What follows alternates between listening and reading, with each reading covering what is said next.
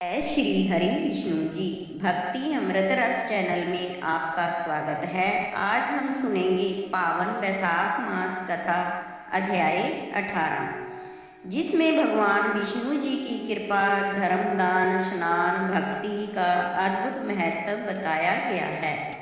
जो भी भक्त श्रद्धा से इस कथा को सुनता है उसके जीवन के दुख दूर होते हैं और सुख समृद्धि होती है। तो आइए प्रेम और श्रद्धा के साथ कथा श्रवण करें। पूजा विधि: प्रातः ब्रह्म मुहूर्त में उठकर स्नान करें, भगवान विष्णु जी एवं माता लक्ष्मी जी की पूजा करें। भगवान श्री हरि विष्णु जी को तुलसी, पीले फूल और भोग अर्पित करें और ओम नमो भगवते वासुदेवाय मंत्र का जाप करें। वैशाख मास कथा का अध्याय 18 श्रवण करें और अंत में आरती करें। जरूरतमंदों को जल, अन्न और वस्त्र का दान करें। कथा: व्यास बोले, हे मुनि, मैं बड़ा पापी और दुष्ट बुद्धि हूँ। आपने मेरे ऊपर बड़ी दया की। साधु महात्मा स्वाभाविक दयालु होते हैं। कहाँ मैं अकुलीन व्याध और कहाँ मेरी ऐसी बुद्धि। यह सब केवल आपकी कृपा का ही कारण है। हे साधु, मैं आपका शिष्य हूँ, आपकी कृपा का पात्र हूँ, आप द्वारा अनुग्रह के योग्य पुत्र हूँ। हे दयानिधे, मेरे ऊपर ऐसी दया कीजिए जिससे मेरी बुद्धि दुष्ट होकर अनर्थ कार्य करने में प्रवृत्त न हो। सत्संगति के पश्चात फिर दुख न भोगना पड़े। इससे हे महाप्रभु, मुझे ऐसे पाप नाशक मंत्रों का उपदेश कीजिए जिससे मुमुक्षु जन इस संसार सागर से सहज ही पार लग जाते हैं। क्योंकि साधु महात्मा समदृष्टा और प्राणी मात्र पर दया करते हैं। उनकी दृष्टि में न कोई अधम है, न उत्तम है, न ही अपना है, न पराया है। जो एकाग्रता से विवेचना कर चित्त की शुद्धता से पूछे, ये कैसे ही दोषयुक्त, कैसे धर्महीन हो।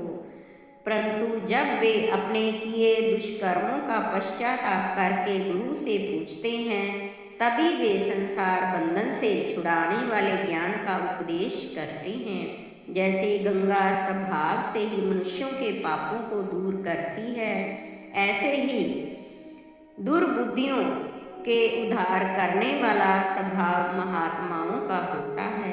हे भक्त वत्सल, हे दयालु, आपकी संगति से शुश्रूषा, नम्रता और चित्त की शुद्धि द्वारा मैं शुद्ध हो गया हूँ। मुझे उपदेश करिए।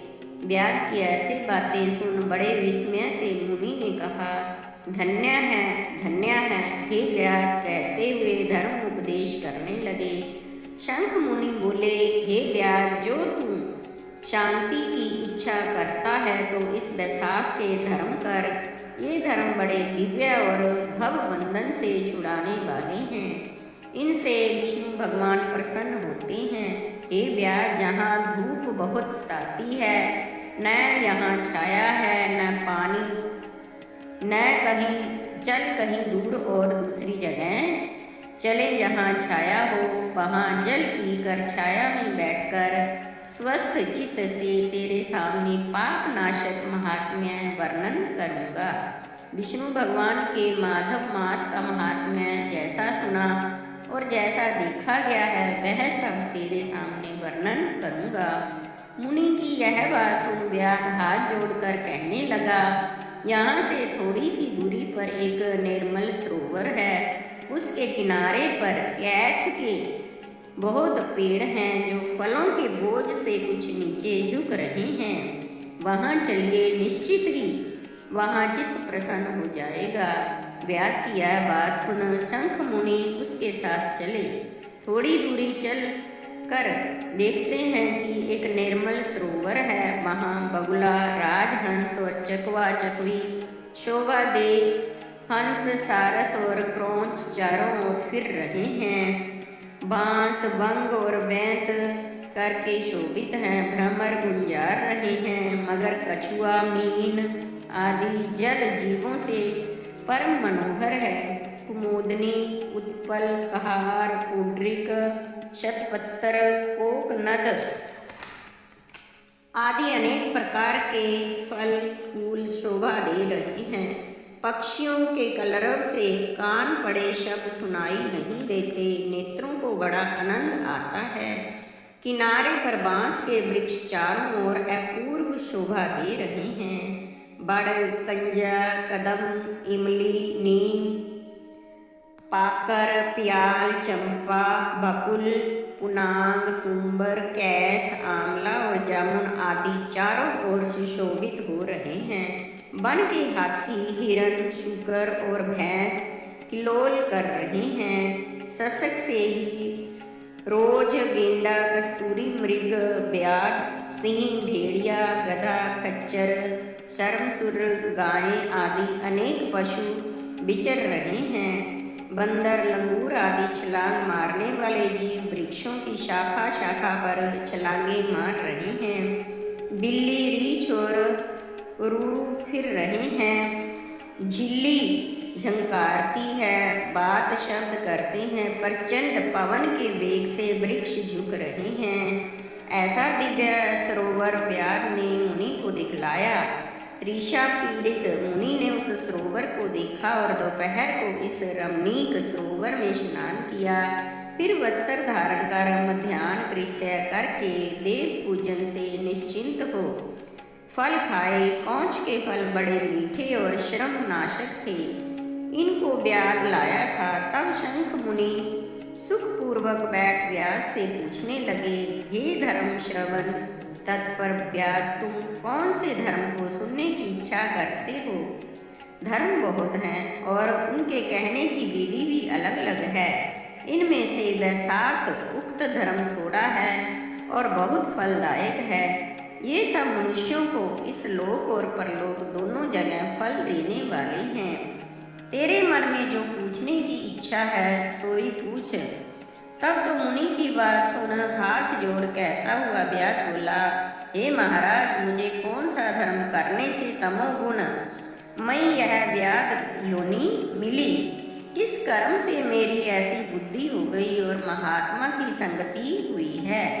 हे प्रभु, यदि आपकी मेरे ऊपर कृपा है तो यह सब वृतांत मुझसे कहिए। यह सुन शंख मुनि हंसते हुए अपने मुख कमल से मेघ की सी वाणी द्वारा कहने लगे, हे व्याध, तू शाकल नगर के में पहले वेद पाठी ब्राह्मण था। तेरा नाम स्तंभ था और श्री वत्स गोत्र में तेरा जन्म हुआ था। एक वेश्या से तेरा प्रेम था, उसी की संगति दोष से तू नित्य कर्मों का परित्याग कर शूद्र के समान घर आता था।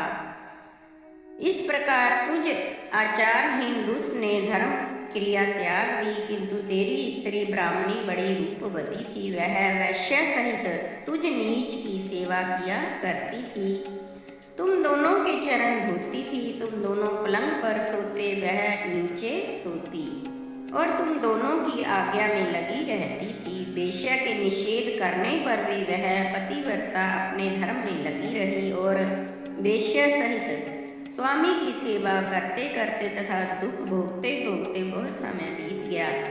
एक दिन उसके स्वामी ने भैंस का दूध और मूली खाई तथा शूद्रों के भक्षण करने की वस्तु निष्पाप और तिल खाए। इस अपथ्य भोजन से उसके दस्त और बमन होने लगी और दारुण भगंदर रोग हो गया। इस रोग से दिन रात उसे घोर वेदना होने लगी। जब तक घर में धन विद्यमान रहा तब तक वह वैश्या आई रही और फिर जब सब धन को लेकर वो घर छोड़कर चली गई। जब वह अन्य के पास चली गई तब इसे घोर घृणा उत्पन्न हुई।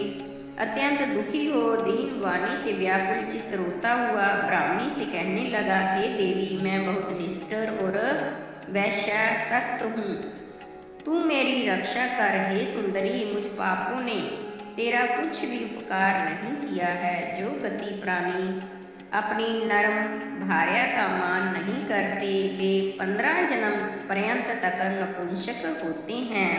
हे महाभागे, रात दिन साधु महात्माओं से निंदत ही तेरी अवज्ञा करने से मैं पाप योनि में पड़ा हूँ।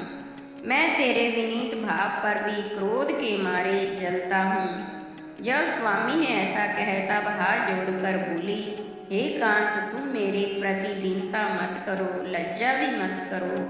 मैंने आपके ऊपर कभी क्रोध नहीं किया जिससे आप जलते। बताते हैं कि मेरे पहले किए हुए पाप भी यहाँ आकर उदय हुए हैं, जो इनको सहन कर बैठी साध्वी स्त्री और वहीं उत्तम पुरुष हैं। मुझ पापनी ने पूर्व जन्म में जो पाप किए उनके भोगने में मुझे कुछ या विषाद नहीं है। ऐसा कह वह सुमुखी सेवा करने लगी। अपने पिता और भाइयों से धन लाकर वह अक्षीर शाही विष्णु भगवान और अपने पति की शुश्रूषा से में लगी रही। दिन रात पति का मलमूत्र धोकर शुद्ध रखती और अपने स्वामी के जो कीड़े पड़ गए थे उन्हें धीरे धीरे निकालती। रात दिन नींद त्याग दी। भर्ता के दुख से दुखी हो कहने लगी, हे पितृश्वरो, तुम मेरे पति की रक्षा करो, मेरे स्वामी को हीन और पाप रहित करो। विधारण श्री गणेश जी निमित्त मोदक दान करूंगी और 10 शनिवार उपवास करूंगी। मिष्ठान और घृत का भोजन नहीं करूंगी। देह पर तेल, मर्दन और उबटन लगाना छोड़ दूंगी, किंतु मेरा पति निरोग होकर 100 वर्ष तक जीवित रहे। ऐसे वह देवी दिन प्रतिदिन कहती थी। तब एक महात्मा देवल नाम के मुनि बैसाख में गर्मी के मारे संध्या के समय उसके घर आए तो वह स्त्री कहने लगी, यह वैद्य मेरे घर आए हैं, इन्हीं के द्वारा रोग नाश हो जाएगा। मैं इसकी सेवा करूंगी। मुझे अब तक धर्म से विमुख जान वैद्यों ने ठग लिया। उसके चरण धोकर जल सिर पर छिड़क लिया और गर्मी के व्याकुल महात्मा को देख तेरी स्त्री ने आज्ञा लेकर शरबत पिलाया, जिससे उस महात्मा को शांति मिली। दिन निकलने पर वह मुनि जैसे आए वैसे ही चले गए। थोड़े दिन पीछे तुझे सिन्नपात हो गया। अब तेरी स्त्री तुझे त्रिकुटा पिलाने को लाई तो तूने उसकी उंगली काट ली।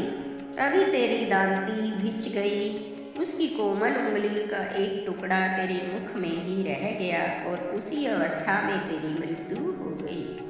तू अपनी सुंदर शैया पर उसी वैश्य का ध्यान करता हुआ मर गया।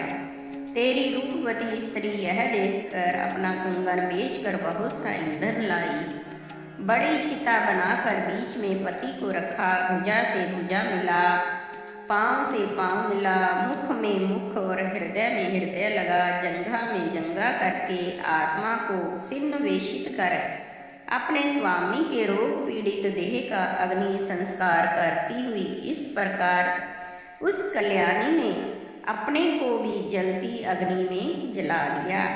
वह शरीर त्याग पति का आलिंगन कर तत्काल विष्णु लोक को चली गई। बैसाख में पानी का दान करने से और चरण धोकर सिर पर छिड़कने से योगी दुर्लभ गति उसे मिल गई। और तूने पापों से छूटने पर भी अंतकाल में वैश्य का स्मरण करने से देह त्याग कर घोर व्याधि का जन्म धारण किया। तुझे सदा हिंसा प्यारी है और चित्त को सदा उद्योग रहता है। तूने बैसाख में शरबत पान कराने की आज्ञा दी थी, इससे व्याध योनि पाकर भी तेरी ऐसी सुबुद्धि हुई है, जिससे तूने संपूर्ण सुखों के हेतु धर्म पूछे हैं। और तूने मुनि के चरण धोने का पाप नाशक जल अपने मस्तक के ऊपर छिड़का, इसी से तुझे सत्संगति प्राप्त हुई है, जिससे धन संतान की वृद्धि होती है। इस प्रकार तूने पूर्व जन्म में जो जो कर्म किए वे सब बतलाए। तेरे ये पाप और पुरुष कर्म मैंने दिव्य दृष्टि से देखे हैं। अब जो कोई और गुप्त वार्ता पूछने की तेरी इच्छा हो वह तू पूछ। तेरा चित्त शुद्ध हो गया है। हे महात्मे, तेरा कल्याण हो। जय श्री हरि विष्णु जी। तो दोस्तों, अगर आपको वैशाख मास कथा अध्याय 18 पसंद आई हो तो वीडियो को लाइक और शेयर जरूर करें। ऐसी ही पावन कथाएं, भजन और धार्मिक वीडियो देखने के लिए भक्ति अमृत रस चैनल को सब्सक्राइब जरूर करें। जय श्री हरि विष्णु जी। जय माता लक्ष्मी।